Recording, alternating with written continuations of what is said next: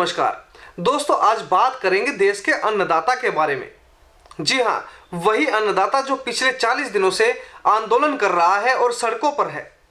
एक के बाद एक किसान मौत का निवाला बन रहा है, लेकिन केंद्र सरकार के कानों में जूं तक नहीं रेंग रही है। आज पूछता है भारत, कब रुकेगा किसानों की मौत का सिलसिला। भारत की अर्थव्यवस्था को जिंदा रखने वाला किसान आज पिछले 40 दिनों से सड़कों पर है। कैसे बचेगा देश?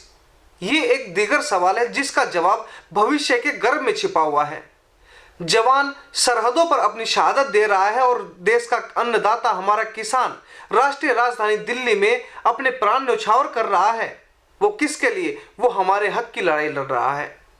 कोई किसान पत्र लिख रहा है और उस पत्र में अपनी शहादत से पहले लिखता है कि मेरे मौत की जिम्मेदार ये सरकार होगी। मेरी मौत के बाद इनका कोई समाधान निकलेगा, हमारी समस्याओं को ये सरकार सुनेगी।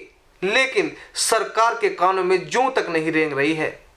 यह वाकई दर्दनाक है। बहुत बड़ा सवाल है। क्या ये बड़ा सवाल नहीं है दोस्तों?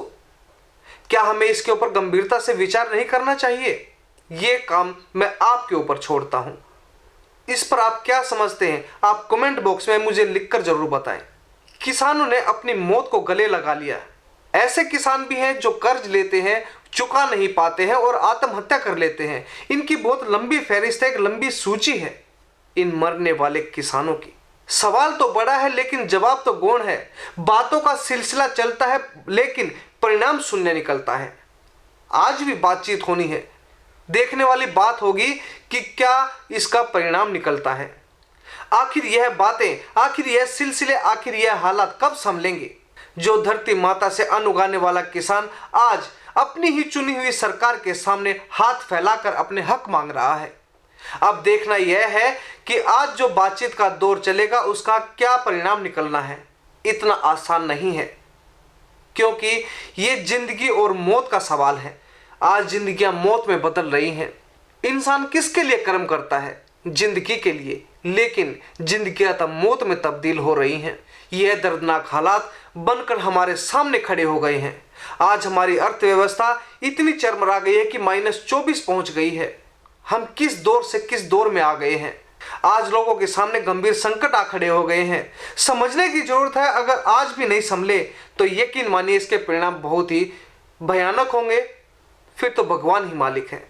मैं सलाम करता हूं उन शहादत देने वाले अन्नदाताओं को जिन्होंने हमारे हक के लिए, अपने हक के लिए इस सरकार के साथ लड़ते हुए अपने प्राण न्यौछावर कर दिए। यह दर्दनाक हालात बनकर जो खड़े हो गए हैं, यह तो एक जंग है धर्म और अधर्म के युद्ध की, लोकतंत्र और तानाशाह के बीच में।